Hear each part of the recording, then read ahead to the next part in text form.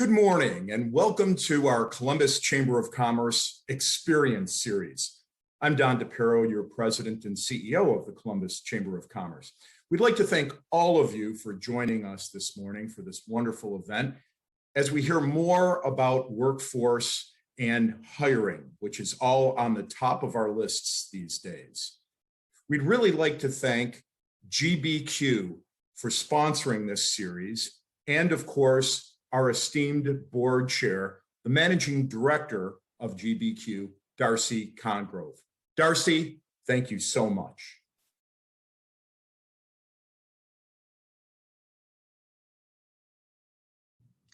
Thank you, Don, and good morning, everyone. It's a pleasure to be with you here as the Columbus Chamber Board Chair and a representative of GBQ, the presenting sponsor of the Experience Series. GBQ is a public accounting firm based here in Columbus, and we represent clients across a variety of industries, ranging from construction and manufacturing to real estate and high tech. Each of those industries and individual businesses experienced a differential impact from the pandemic over the last year, but we know that they all have one key thing in common: the need to attract and retain talent.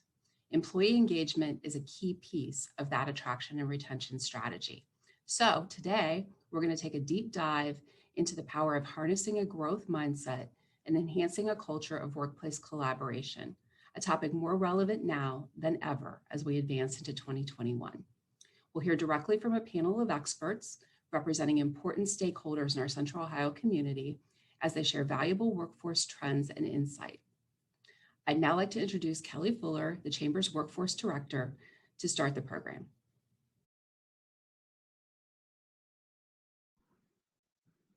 Good morning, everyone. I'm Kelly Fuller, Director of Workforce for the Columbus Chamber of Commerce, and welcome to our Q2 Experience Series event. As has been mentioned by both Don and Darcy, we're working hard to make sure that we're bringing to our members topical information that is, in the forefront of their concerns. Developing a growth mindset, emotional intelligence, and how that impacts our corporate culture is something we've been discussing all year. We've experienced a year of incredible change and very quick adapting to our ever-changing experience through COVID and so much of what we've experienced the last 15 months. So today we're going to talk about how do we really take a look at our own emotional intelligence, that of our teams, how we can foster that, what really is a growth mindset, and how can we put all of that to work for us as we continue to grow our businesses and to enhance our corporate culture. I have three panelists joining us today. One panelist we're going to maybe bring in via phone. We're having a little bit of difficulty with connecting, but I'll ask Eric and Erica to go ahead and join us, and Beth if she's available. Good morning. Good morning. Good morning. Hi, guys. Beth, are you there? We'll wait. We'll get her in as soon as we're able.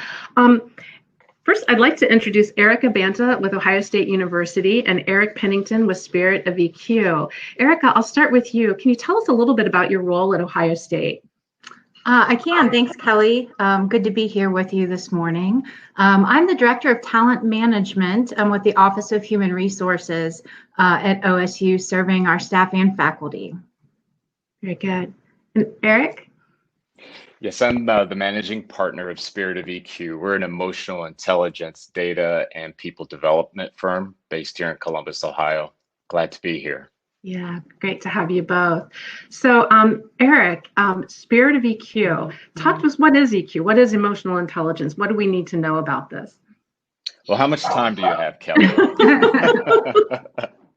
Well, ultimately, EQ is just short for emotional intelligence. And ultimately, the simplest and maybe the most straightforward definition of it is it's the management of our thoughts and our emotions to make optimal decisions. Very good. And is there science behind this? I mean, how does, how do we make decisions? What's going on there in our brains and our bodies? Sure, there is science behind it, and I'd like to maybe look at it through the lens of, every day, each person, whether they're on this webinar or, traveling on the road, whatever, we all have the intention of making good decisions, right? Whether that's leaving, our homes at the right time to get to a certain place, whether it be work or personal, whether it's finishing a project, collaborating with a team member, those kind of things.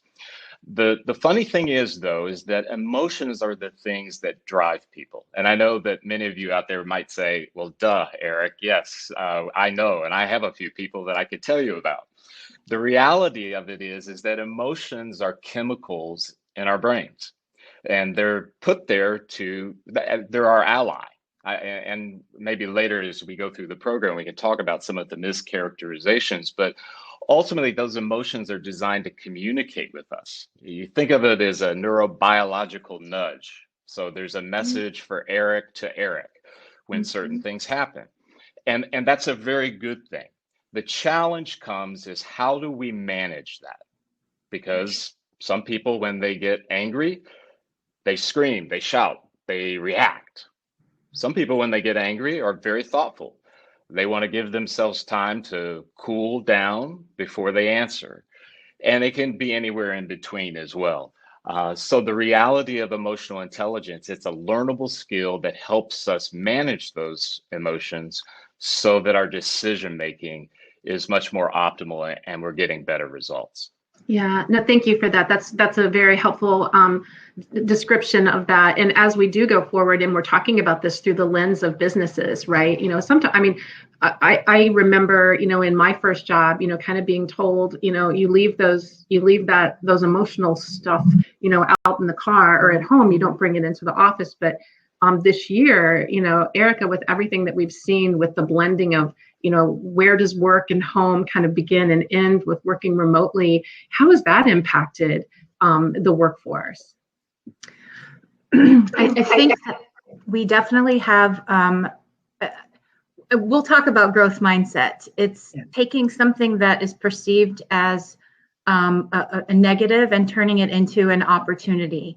And I think that we've afforded the opportunity for our businesses and organizations to tailor themselves to the human, to adapt to the human, rather than perhaps a fixed mindset where our workforce is in our business.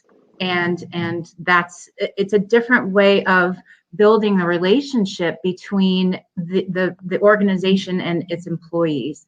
And I think that we've seen over the last year that there have been some intentional connections between people that might not have happened if we were just passing in the hallway in the office. That we were experiencing something that we'd not experienced before together. And it was sort of this great equalizer. And I think businesses are really, the best business continuity plan in the world was challenged last year. And I think that businesses and organizations are starting to adapt and embrace from just a business perspective that growth mindset in the organization and perhaps start to foster that culture.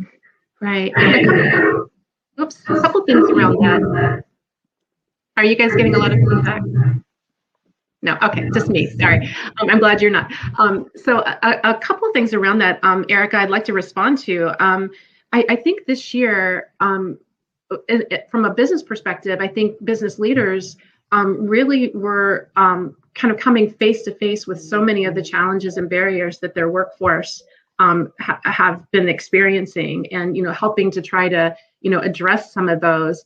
And through everything that we've just experienced, one of the things I just read recently about growth mindset in the world of work, that leaders who are open to upward feedback, that are open to looking at failures or setbacks as a way to grow and learn, those seem to be some of the hallmarks of how we can look at a growth mindset in the workforce. Yeah, you're exactly right. And as I coach and talk to leaders around the university, I talk about when you're setting up, so I'll talk a little shop talk for a moment. Yeah.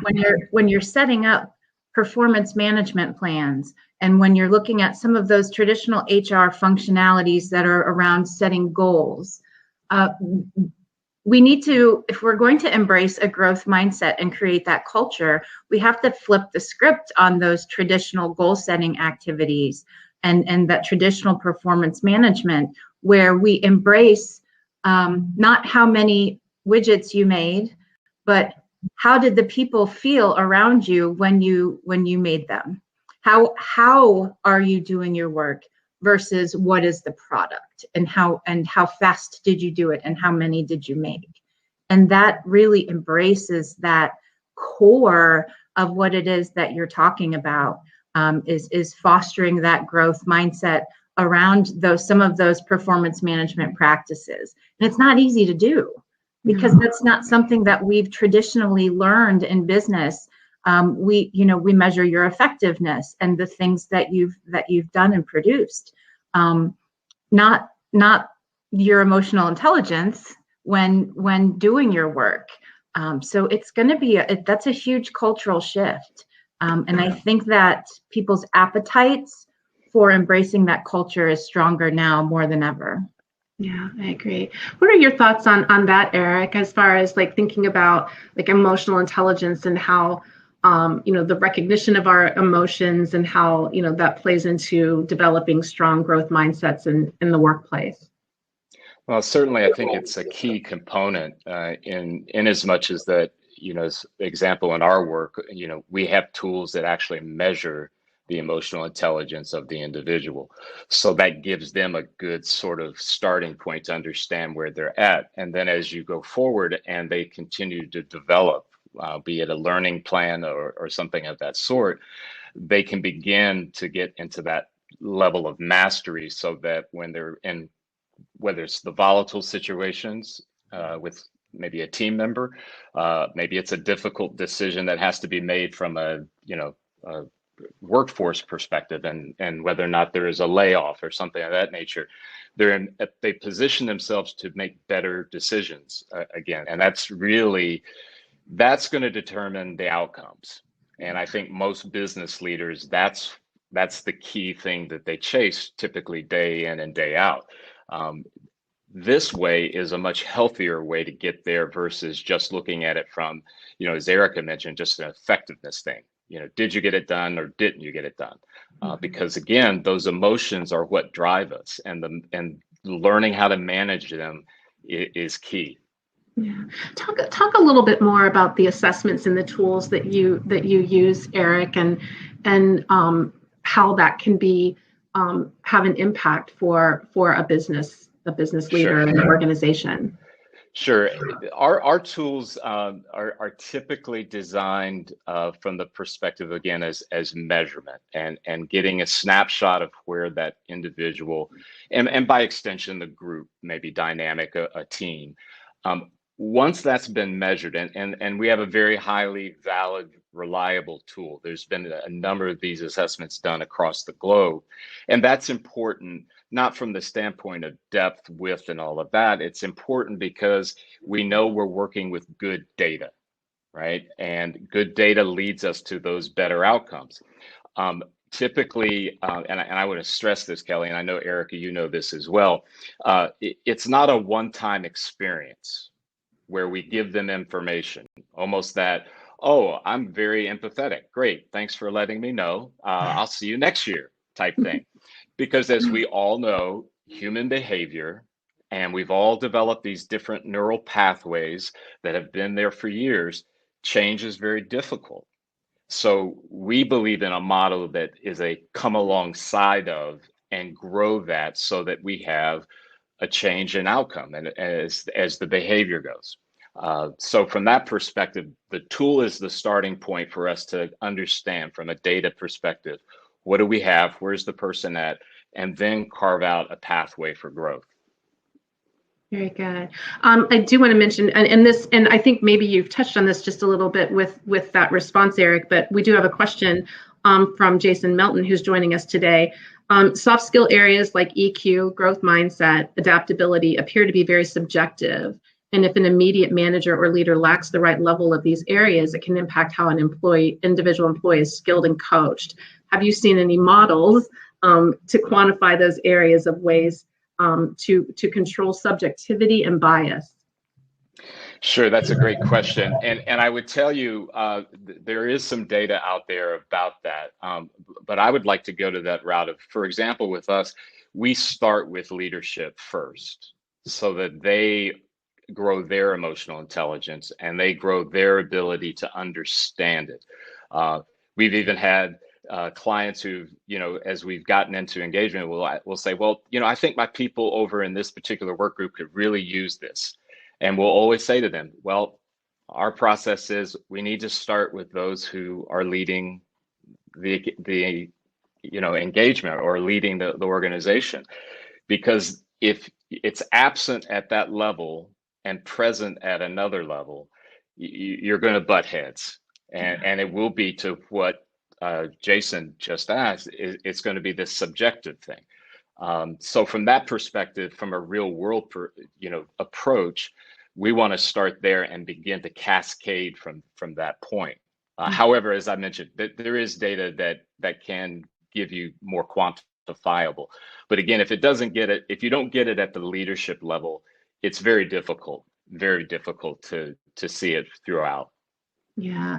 Erica, I want to pick up on that a little bit with thinking about emotional intelligence and growth mindset from a leadership perspective. How does that, either the lack of the development of that or, embracing growth mindset and emotional intelligence as important, how can that impact your workforce and your corporate culture? Oh, it's a huge impact. And for those of you in the audience here that love data and like me, this is a tricky thing, because it's hard to measure the things that we're talking about. Yeah. And from a business perspective and a workforce perspective, the greatest factor of measurement comes with time. And when we look at some HR related data measures like employee retention and employee engagement scores and things like that, or we do 360s with leaders on executive coaching instances, some of those are the things that can tell an organization if inculcating this growth mindset is working in the workplace, and it's changing the face of the work. And so from the HR lens, those are some of the ways that it can impact your workforce. Attrition goes down, people are more satisfied, more engaged, relationships are stronger, and we all know that all of those things lead to a better product for our customers. So when we have individuals who are new to the organization, new hires, how do we, communicate our emotional intelligence or our desire to build a culture with growth mindset? Like, how are we like relaying that information and sharing that? I'd open that up to both of you, I guess. Please, Eric. Okay. I think long gone are the days of the standard orientation for a new employee, where you sit in the proverbial room, whether it's on here or and you get some paperwork, and here's where you'll go, here's where the lunchroom is. I'm seeing these more dynamic orientations start for new employees across industry, and I will say that OSU is no different. We are building into that first day experience things that invoke emotion. We talk about our values as an organization. We're very intentional about talking at length about our cultural value of diversity and equity and inclusion.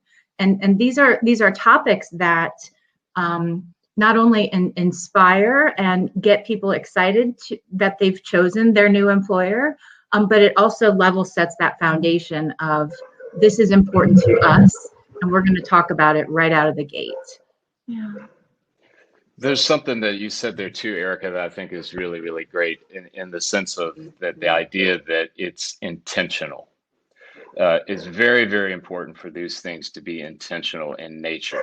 And I think in many respects, I know from what we've seen with our clients, is that when that is matched up with those actual tangible actions, or a la an assessment, a la a group session, a cohort, those type of things, there's that sense to those employees that it's not just the flavor of the month thing.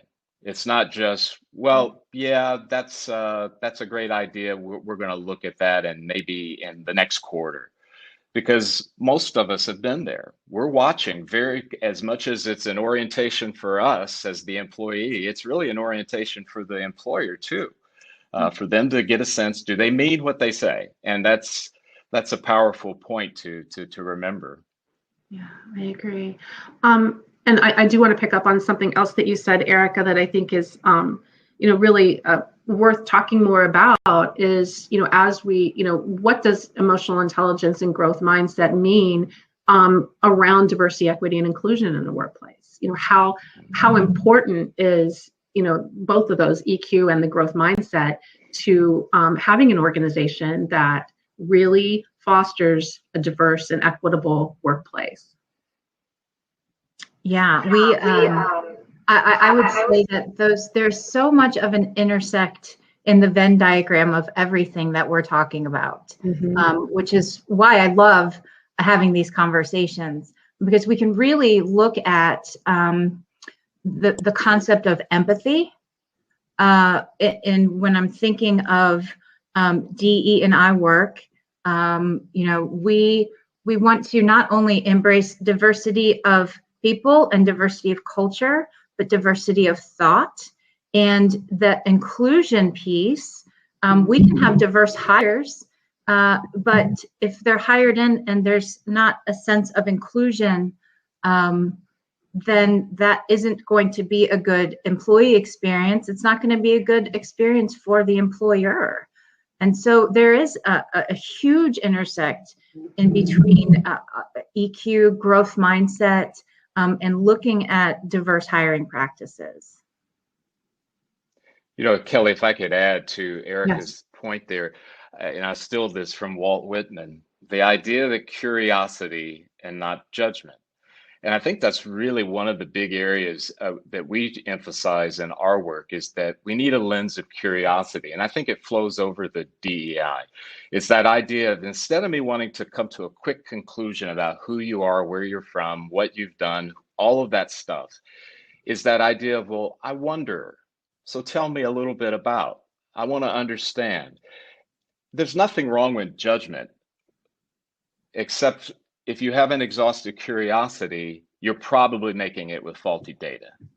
And I think that we get better at this idea of including and diversity and the equity piece when we are embracing that curiosity, that desire, and emotional intelligence. And Erica, you just mentioned empathy, a key competency, something that fuels that idea of, I want to understand. I'm curious about you. I'm curious about your group, whatever that may be. I think it leads to great outcomes. I agree. Yeah. Erica, did you? Yeah. And I'll just add to that we talk a lot about just the awareness of implicit bias, and that we all have it, all of us, every single one of us. And what are some of the strategies that an organization from a tactical perspective can employ to mitigate or interrupt that bias? Even just a little increases that D&I space. So, a great example would be reviewing resumes. Gosh, if you think about a traditional resume, there isn't a whole lot on there that couldn't invoke some type of bias. Whether it's what school you went to, how you spell your name, what part of town is your address. And so can we remove some of those things so that we are reviewing the skills, those key skills and abilities that someone wants to bring to your organization? And those have been some really powerful conversations with leaders around mitigating that bias that we all have. Yeah. And Erica, and I'm sorry, and Kelly, you can slap my hand for this, because what you just said, I think it's marvelous, because the reality within emotional intelligence is an idea of literacy around your emotions. So the person that's reviewing those resumes, Do they understand when those different emotions come to them? What do they mean? What are they telling me? Because if they can get a grasp and a management of that, they can begin to catch themselves from that implicit bias and make a better decision around, okay, wait a minute, just because the area code is X, where does that come from? Why does that make me uncomfortable? What is it about that, okay, is it because I'm this? Or that process leads to so much breakthrough for them in seeing people on that equal playing field. So, but thank you for that, Erica. That's great. Yeah. No, and I'm glad, Erica, that you did describe it as well as this Venn diagram. We can't really talk about these things, independently. I mean, they all kind of go together to create these better workplaces and better corporate cultures. Unfortunately, Beth Thomas isn't able to join us in person today, but she did want to share a couple of points, and I'll ask the two of you if you can respond. She says that we have to work hard to create change resilient cultures. And those that are change agile and capable will be the ones who are successful. And this goes along with growth mindset from taking risk and embracing feedback and trying new things. What are your thoughts around Beth's statement there? Eric? A quick one would be amen. Because the change resilience piece, yeah, it's huge. And I don't think I have to tell anyone, this last year has proved that you can be in long-term environments where there is rapid change. Yeah. And quite frankly, I don't think that's over. And I think the more resilient we are and understanding about that, I think the better our results will be. I also think that it comes in looking at some of those neural pathways that we've developed and how do we navigate when change is either dropped at our door or whether it's a change we decide we want to make. Our brains are I say it this way before, our brains are our friend, right? They operate in a way to protect us, to give us order and direction. But when change comes, there's resistance, because that's not what we've done before. It's not how we've approached things, whether it's an individual or an organization. So being change resilient, I think that's very, very powerful. Thank you for that, Deb. Yeah. And when I think about the individual in the workplace, and you had mentioned this earlier, Kelly, that that concept of home Erica and work Erica. But to Eric's point, I only have one happy brain, and it has to move sort of seamlessly in between those two things. And if anyone has worked from home this past year, that line has gotten extremely blurry. And so I like to think about when I think of resiliency, I date myself with sort of an old thing. I like to find ways to lift the needle off the record, because that record's always spinning. And I talk with groups about emotional and mental wellness. There are many programs at Ohio State, which is fantastic, that are embracing that, because of, this is sort of a buzzword right now, but it's really impactful, is that psychological safety in the workplace. Yeah. And if you don't feel that, you're not going to work very hard, and your organization's only going to get the minimum results. And you'll see some of those numbers I talked about earlier start to change as far as attrition and retention and things like that. But talking about wellness and emotional and mental wellness in the workplace, again, I feel like is fairly new, but becoming more common. And programs like mindfulness coaching and having opportunities to be social with our coworkers, even through times of this remote working that we've been doing, I think are really, really important to lift the needle off that record and to find a moment of quiet and focus. We've been very noisy and staring at these computer screens over the last year. And I think that when we see change resiliency, it's going to be, it's intrinsic. And each person has that thing that lifts the needle off the record for them. So I encourage people to look for that, even in the workplace. Yeah. Psychologically safe workspaces is, to me, it was to me a relatively new term in the last, several months. And I'm just wondering, I'm trying to come to my own definition around that. But Eric and Erica both, I'll start with you, Eric. When you think about psychologically safe workspaces, how would you describe those spaces? Well, probably the first, and I'm going to go at it from the perspective of how we interact with our clients, our community, is that the person who's receiving the messaging feels that it's a place where they have choice. And whether that choice is, I'm going to volunteer my opinion, or I have a choice to, this is not an area that I feel comfortable with. And they feel included. There's that inclusiveness thing. And I think once people feel that, then they begin, that engagement number, if you will, begins to rise. Because again, it's safe. And if we're in that place, it's a place where you can go and you can be productive. It's healthy. Mm-hmm. When fostering that safety also leads to feeling that I could ask more questions, that curiosity can come out without fear of repercussion or retaliation. And gosh, that just leads to the best things in the workplace. If I feel safe, when we're going back to growth mindset, if I feel safe enough to fail and learn from that opportunity, then you have just created a really amazing growth mindset culture. Yeah, no, thank you for that. I'll share really quickly in a recent monthly workforce newsletter that the Chamber sends out. I talk about a friend of mine from high school who's a professor, teaches freshmen, incoming freshmen, an IT class, programming class at a really small college in Pennsylvania. And what she realized a few years ago was these really bright young people who weren't used to failing at anything were coming in and being really challenged and being kind of having a fixed mindset, going, I'll never get this, I'll never understand it, this is too hard.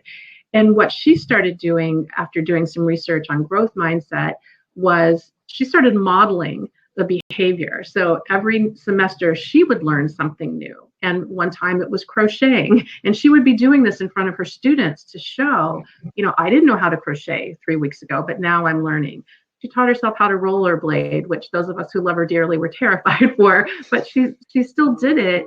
And it was a way to show the students, as your leader, as your professor, I'm learning something new too. And yes, it can be frustrating. In the business world, when we think about business leaders, what kind of concrete things can I do as a business leader to show my team that I'm learning something too? I might fail, and failing is okay, because I'm learning from it.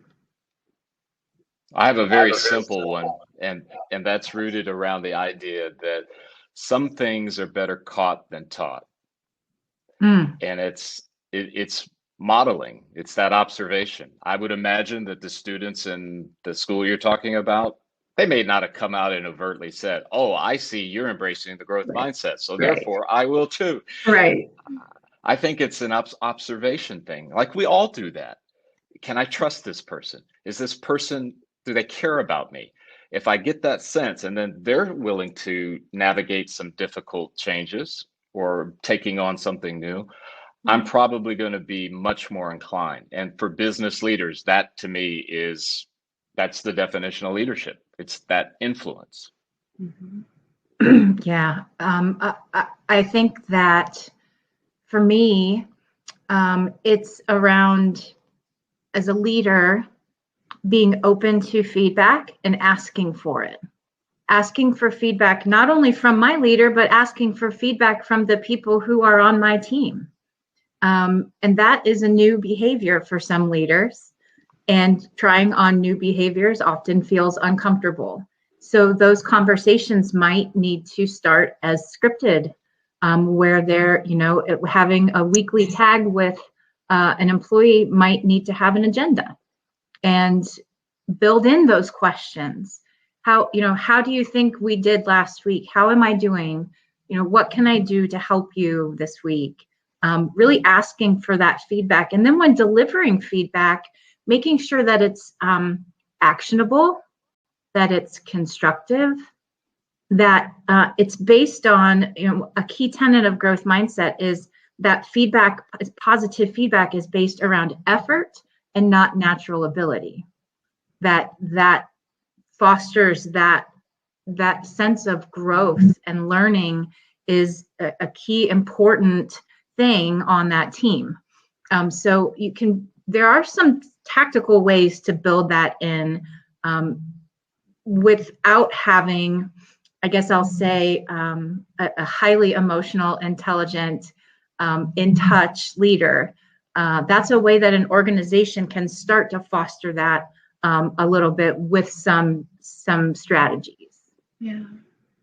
It sounds like too, you're describing a bit, Erica, when we look at those traditional performance evaluations, putting higher value on something that someone's already attained, maybe in something that they're already good at, as opposed to maybe challenging them to grow and develop in an area that they need some opportunity to grow, but then kind of how are we encouraging them to, to kind of develop themselves even further with our support and our coaching as well. That can be a real challenge for some leaders to make that move from, highly calculated things I can really quantify and look at and enumerate versus this, you're trying, you're growing. How, Eric, how can we coach, our individual team members, maybe when they are struggling a little bit, and, let them know that, maybe some of the frustrations that they're feeling, the emotions that they're feeling by not, being able to get there yet. How can a business leader, recognize maybe that individual's frustration and coach them through that? I think that we've kind of touched on a little bit before about the idea of empathy and authentic empathy, understanding that when I go to that place, I'm going to be much more willing to have a vibrant conversation, a vibrant come alongside of you to help you as you're making your way through. And quite frankly, be vulnerable. You can say that, 6 months ago, I gave the presentation, the board didn't like it. They thought I was light on my whatever, but I went back. There's nothing wrong with a subordinate seeing that. Actually, it's a sign of strength and leadership. It really is. Because anytime that I've ever encountered someone who made it clear that they knew everything, that they had everything together, I knew immediately, this is not someone I can trust. Right. And I want to give grace to those people who are working through that, because some people see that in themselves and they're trying to get better. However, that impacts that person tremendously. So if we can be more empathetic and we can kind of look at it through that lens, I think we have a greater chance that this person's not going to view failure as some indictment of them as a person, and more of it as it's part of the process of getting to where we want to go. Yeah, I agree. I love that you said my two favorite words you said were authenticity and vulnerability. And you're right. You can sniff out a leader that is inauthentic faster than anything. And they don't even have to announce it to you. You can see it in their behaviors and actions, the way that their teams interact. I think that's really important to call out those words from a leadership perspective, that not only does that foster respect, but it does embed trust. When you trust your leader, some of those things you might not be able to call out why I trust someone, but it is around being authentic. And you described that perfectly. Thank you. I agree. I think vulnerability, when we talk about vulnerability and empathy, they do go together. And that curiosity piece, if I think I know everything, I think I'm in that fixed mindset space, I can't really grow. If the last year and all the disruption has done, anything for us. I think you mentioned this earlier, Erica. It's the kind of the leveling of the playing field in some ways. We all kind of got thrown into the deep end of the pool, and we're struggling through this together. What are some big, when next year, or that's maybe a little too hopeful, 3 years down the line, when we're looking back at this, time we've just all experienced together collectively, Erica, what do you hope we'll take forward from this in the business world? What will this time period done to change us, maybe for the better? I think that we will see some old policies get tossed aside when it comes to flexibility in the workplace. I think we're going to see that that results-oriented work environment get embraced by some more organizations that wouldn't have traditionally, because we now have, whether we wanted to or not, we went through this period of learning that I can get my work done in my living room. I can, go to a coffee shop and be just as effective. And that's something that, so I think we'll see some of those more traditional workplace policies really change and into a more adaptable and flexible, where you sit isn't going to matter as much as how you're interacting with each other. And that's the other piece there is, as we talk about this fall and returning to campus, these are conversations that are happening right now around what is the density in a building going to look like from a people perspective. How, won't it be fantastic to be able to be back in the office and see everyone again? I'm so excited. But, will it be that we're back in the office, but we still have to do our meetings on Zoom? Well, that's going to feel strange. So there's all kinds of considerations around, where you're working, childcare. Some of those outside of the workplace considerations, I think when we look back, we're going to probably reflect on what we thought, and I'm speaking for Erica, what we thought was a good workplace practice really didn't need to be there in the first place. So it sounds like what you're just describing almost is organizational growth mindset. As an organization, we're looking at, what can we do differently? How can we continue to evolve, our company, our school, our culture? Eric, what are your thoughts? Looking, a few years down the line, you're looking back at this period of time, what will we have learned or should take away? I think the biggest one that comes to my mind is that hopefully we've turned the corner about brain health and mental well-being, that it's not a thing to relegate to a 1-800 fill in the blank, and that we will understand that it's a key component. And I would just say for all of us, whether here on the panel or out there in the audience, this has been a tough time. It really has. And we've all had to manage through it. And some of us, whatever tool we've used, I think that maybe now business leaders, employers are going to say, you know what, this is a part of what we do. This is part of our culture. And I think as that happens, and especially with that authenticity and more intentionality, it's not going to be the source for people's care per se, but it'll be that encouragement, that extra dose of or an extra wind in your sails that says, you know what, it's okay that I've hit an emotional wall. It's okay if I can't seem to shake these blues, whatever it may be, because my employer encourages me to get help, to work with other people and to find a place where I can get healthier. That's the giant one, because I think when that happens, all these other things begin to have a bit more, for lack of a better way of saying it, stickiness, if you will. Yeah, yeah. Thank you for that.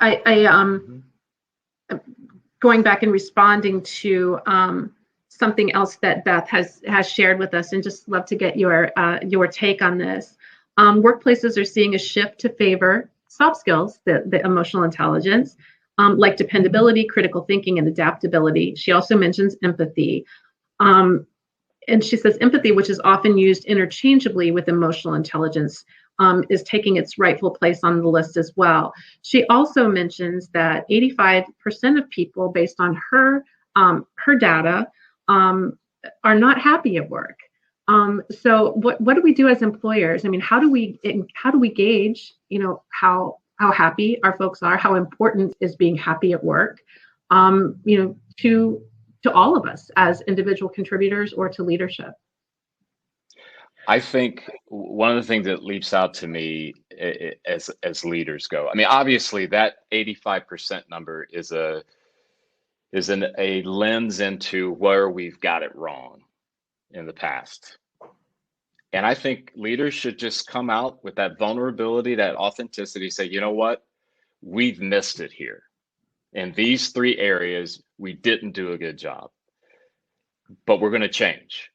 And it's going to start with me, and we're going to begin to turn this. And I do believe, yes, you'll have naysayers that'll say, oh, that's just the flavor of the month, and this too shall pass.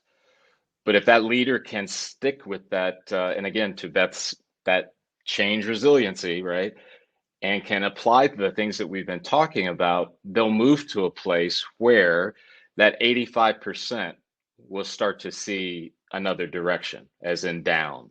And again, that's a place that's a benefit for everyone. That's a win-win across the board. Great.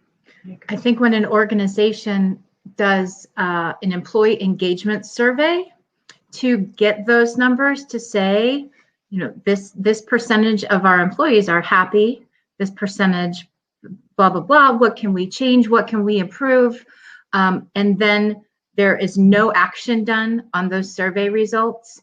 That has such a negative effect on an organization's happiness level, because that just says, that the leadership wanted some numbers, but not really want to change or do anything about the numbers. Right. So that's one prong. The other prong, I think that's really important in the workplace to increase that happiness level, is to embrace employees for themselves, not for the work that they do. And that goes back to that Venn diagram when we start talking about equity and inclusion.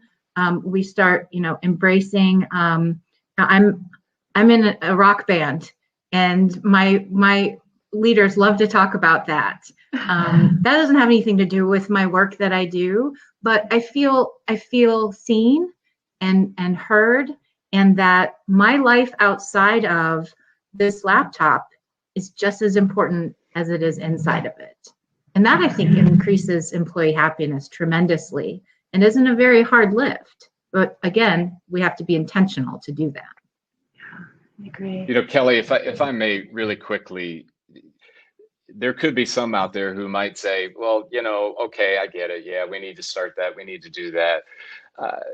There's something that's important, I think, all of us as individual leaders, as well as those that lead organizations. When a crisis comes, you can only pull on the resources that you've built up until that moment to deal with it. So now is the time. If we're coming out on the other end of this thing, let's not go into this, well, everything's going to go back to the way it was and we're all good. No more of this, no more of that. But think about your resources. Think about your employees and build something in them so that when, it's not if, when the next crisis comes, that resiliency, that ability to navigate is so much stronger. That's, I think, a huge key component here. Yeah. Really putting something in that savings account, putting something away, really building, that base that we can go back to. Absolutely. Erica, I want to, and Eric, both, feel free, both of you to jump in on this, but, from an employee engagement survey, let's say I'm a small business owner, and I want to, find out the pulse of my organization, of my workforce. What are maybe one or two questions or one or two things that I should be looking to pull if I'm going to do, that type of a survey? I want to make it so people feel, they can respond. What would be maybe one or two questions that I should be asking? Would you recommend working here to another person? That index right there speaks volumes about the culture of a business.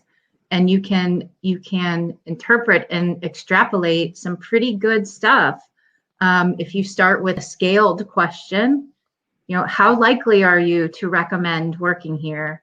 And then open it up for some free form why or why not. You'll get a lot of great answers from just that one very simple to ask question. Now, I think that employee engagement surveys, there's all kinds of companies out there that you could spend lots of money on buying engagement surveys. But I would warn a small business against what I would call stacking the questions in order to get the answers that you want. Asking things in a way that are very open, that people feel like they can answer. And then really, really chewing on those answers and putting together sort of a, we heard you. And let's talk about, as a small business together, some of the things that we can address that come from this survey. That's really good. Well, Kelly, and to Erica, we're one of those companies that offers we call them climate surveys, but ultimately one of the questions within ours is that idea of, am I being heard in times of crisis? And to measure that response is key. But I mentioned about building the resources earlier. That comes along with the story of a company that we didn't deal with directly. It was one of our colleagues who ultimately wanted a survey every year. Every year it was clockwork every year. And this particular organization was timely that way. This consultant who recommended, hey, we've identified some things. Let's carve out a pathway to, and that's our typical approach. They didn't want to do that. And unfortunately, it was in that area. It wasn't just that area, but it led to a real, not a pandemic crisis, but one internally. And I think that you mentioned this, Erica, about doing something with the results, taking action with it and being vocal about it, letting that be known that we are not just, again, stacking questions, trying that confirmation bias type thing. Mm-hmm. It's important because without that, you're ultimately, it's kind of a fait accompli, for lack of a better way of saying it. Yeah, that great danger of asking people their opinions and thoughts and then really not having any response or reaction to it is, worse, I think, than not having asked at all, because that, really sends a poor message. I want to open up. I know we've had a few questions come in as we've been having this conversation, but do want to open up. We're at the point in our program to those who are listening in, if they have additional questions or comments they'd like to bring forward for our panel today. And I'll be watching for those as they come in. So I as we're waiting for other questions to come forward, this is just one that I'm always interested in finding out from people. How did you get here? Like, what brought you to the role that you have now? Because I think about, when we think about growth mindset and when we think about emotional intelligence and how that all fits into the world of work. Erica, what brought you to your role? What was your journey? Oh, goodness. Well, I'll keep it short because it's quite an interesting one. But many, many, many years ago, I had an amazing mentor and coach. His name's Tracy Austin. And he really left me with two things. One is you choose your attitude every day. And when there's a risk in front of you, you should probably take it. And gosh, I did that for years and years and years, and somebody liked it along the way. And so, so here we are.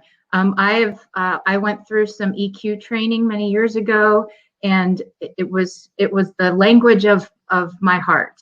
It absolutely spoke to me, and I have been touting emotional intelligence as a key factor of performance ever since.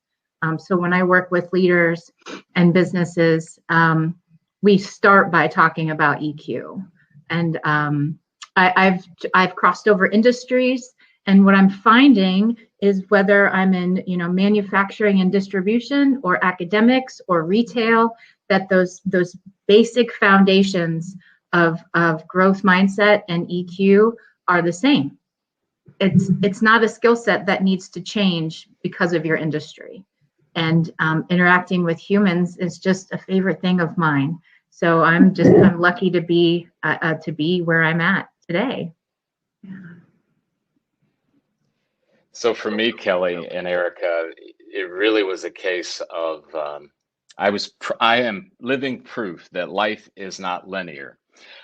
So from that perspective, I had something break my heart, and that was seeing people stuck, seeing people not knowing, should I go left? How do I make this decision? What should I do? Business leaders in that regard. And it led me down this path of understanding. At first, I thought it was a business move, but I've found since it's a calling. And that's spot on for me for leaving a great legacy. So that's ultimately the pathway for me. I've had I think I've had a similar one. It's being a lifelong learner, growth mindset is really important to me, and also understanding how when we show up at work, it's not like it was like I mentioned earlier when I first started off, that it was you kind of leave part of yourself at home or part of yourself outside. We're now seeing, I think, opportunities where people can bring their entire authentic selves to the workforce, and that's exciting, to the workplace. One question we have from Amber Powell, and this is I love this. Is there a specific reading material you would recommend for an individual leader that is new to these concepts? So brand new. How do I get started? Where can I go to read something or listen in? Well, I'll let Eric talk about his favorite EQ books, although I'm sure we have some similar ones. But I would say, from a leadership perspective, and getting to the humans, one of my favorites is actually, we haven't even talked about this, but it really touches on all of the topics, and it's the 5 languages of appreciation in the workplace. One of my favorites. Nice, easy read. If any of you are familiar with the 5 love languages, it's actually based around that, but how to really authentically appreciate the people that you work with. And that just goes back to some of that, social interaction tenet of EQ. And that for me, that's a great one. Writing that one down. There's a book that the one book that comes to my mind, though it is not specifically directed at emotional intelligence, is a book called The Road Back to You by Ian Cron and Suzanne Stabile. I may be butchering their names, but it's called The Road Back to You. And it's basically takes you through a journey through an ancient personality typing system called the Enneagram. And what I love about it is that it is this consistent messaging throughout about the importance of self-discovery and self-knowledge, which I think is a key component and partner to emotional intelligence. The more that we know about who we are, the better we're going to be at embracing many of the things that we've talked about this morning. But it's a fabulous, fabulous, fabulous book. Erica, I know you also mentioned earlier, I think a mindfulness piece. Was that an app or something that you were talking about earlier, like to kind of help us in our growth and in our, desire to learn? I think you mentioned mindfulness. I just wasn't sure if that was an app or a book. I did mention mindfulness as an actual practice. Some of my mindfulness coach friends call it attentional fitness, where we really just redirect our attention, whether it is, through our listening, through visual observation, through physical sensation. Again, lifting the needle off that record, even for just a couple moments. Some people compare it to meditation. I find it to be a bit different. There are several mindfulness apps that you can download on your phone, as well as meditative apps. Calm is actually one of my favorites that I use pretty often, just for that moment of peace. One of the activities I do with groups is to, in the room that we're in when we were face-to-face, to take a few moments and look around the room and point out something that they've never seen in that room before. And it stops that cycle that we always have spinning, and it redirects our focus for just a moment. And it's almost like clearing out some cobwebs for just a minute when we do activities like that. That's great. We have another question from Jason Melton. Is there one area you think it's important to crank way up first, like empathy, and then go after other areas like adaptability? Or should you make incremental improvements on one, then focus on another? Or is there any sequence that helps, like empathy first, then adaptability, then leadership? So like, how do I get started? Like, where do I hit go first? So I think for us, I would follow our pattern, which is a know, choose, give model. And inside of each of those areas, there are competencies. So for example, the know, I call it a life pursuit, contains things like emotional literacy and recognizing patterns or self-awareness. So you're working on the inside first. It's a you job, right? And then as you move forward, you go into the choose. What am I going to do with what I know now about myself? And then the give is ultimately, that's purpose. Things like empathy and noble goals and purpose and meaning, that kind of thing. But that, I know it's kind of abstract there, Jason, just because you may not know where I'm referencing, but I think having sequential is a really good path, depending on, again, your personality and your style. And I love this because I feel like, Eric, I'm doing something right, because so my three-prong approach is first, awareness of self. So second, awareness of others. So we learn about ourselves, and now we learn about how are others perceiving you. And this is sort of a leadership focus. And then redirection strategies would be my third. So when things don't go well, or when you do get negative feedback, what are some strategies that we can employ to help redirect our thoughts or the thoughts and behaviors of the people that we work with? So I feel like I'm doing it right because I did awareness of self first. Awesome. That redirect part can be really a challenge, though. Like, what does a person do when they're getting this kind of feedback and they have to process it, they have to take it in, and then what's that strategy look like? How do you go to the redirect place? Oftentimes, if it gets bad, we need to go in an employee and labor relations route, but we want to prevent that from ever happening, right? So it's through conversation and engagement. If there are poor behaviors happening in the workplace,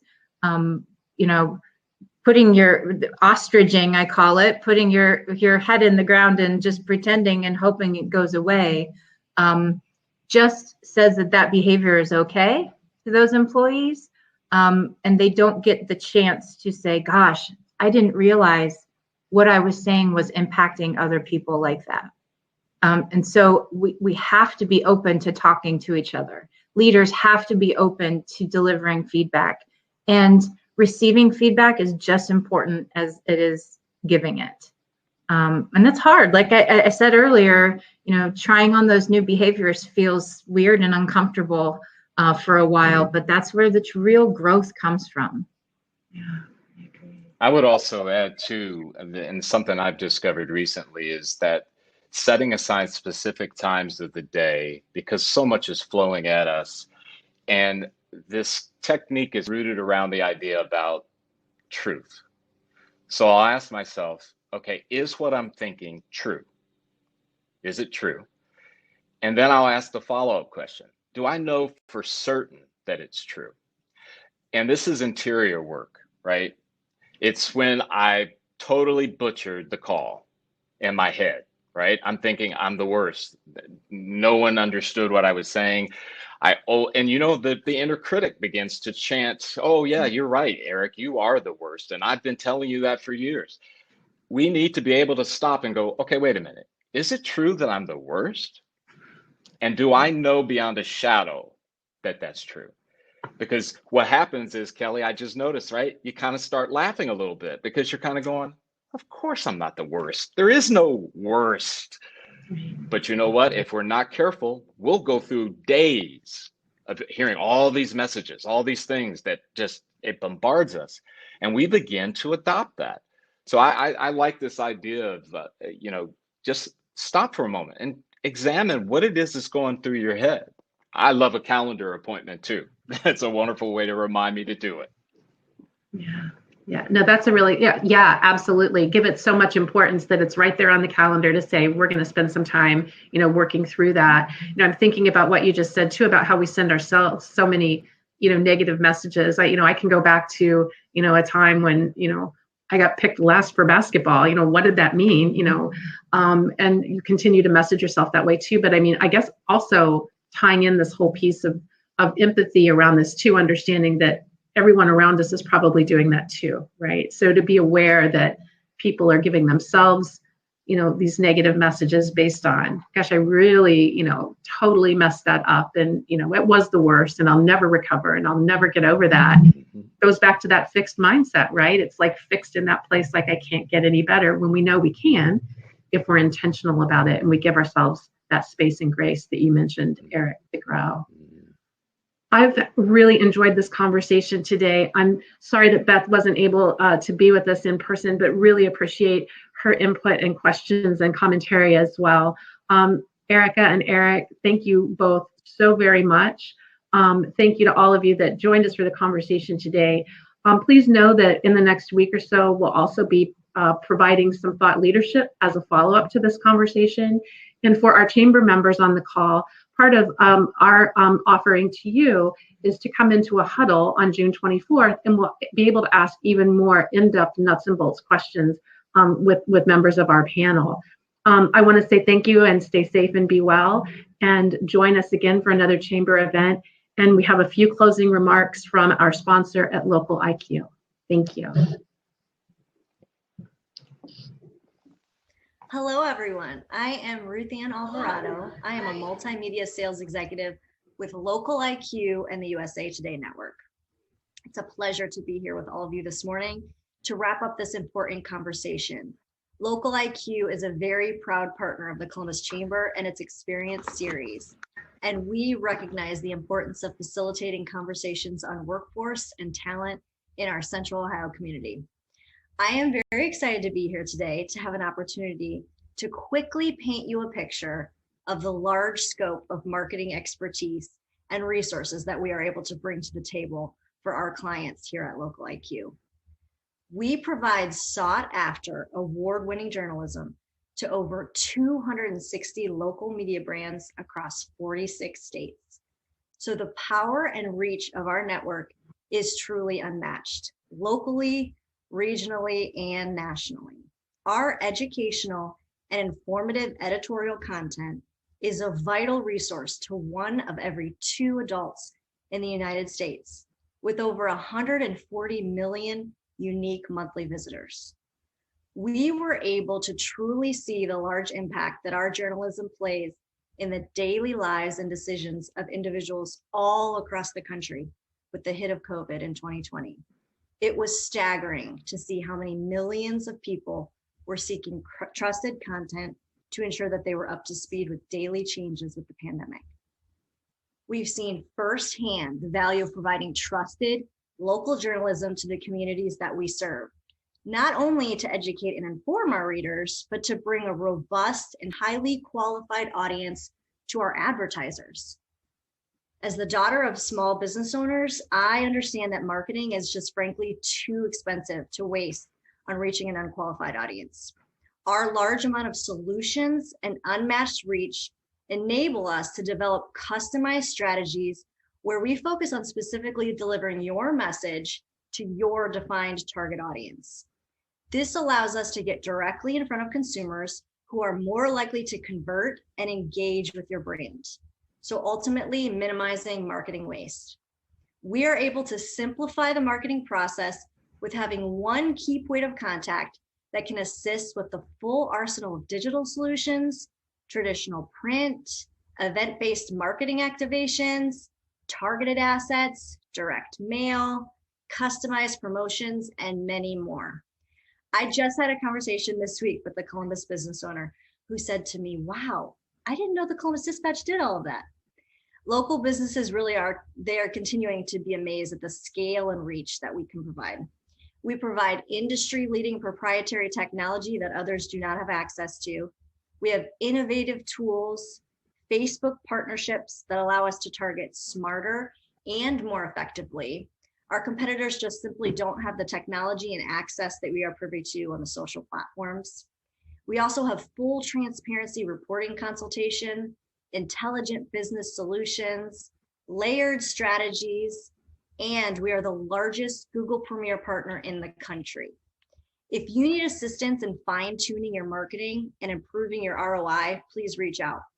All of the resources at Local IQ can begin working for you to start yielding stronger results for your business. Thank you all for joining us this morning. We hope you will consider joining us for a future Columbus Chamber program, including the upcoming Experience Series conversations. More information can be found at columbus.org/events. Thank you, and we look forward to seeing you again soon.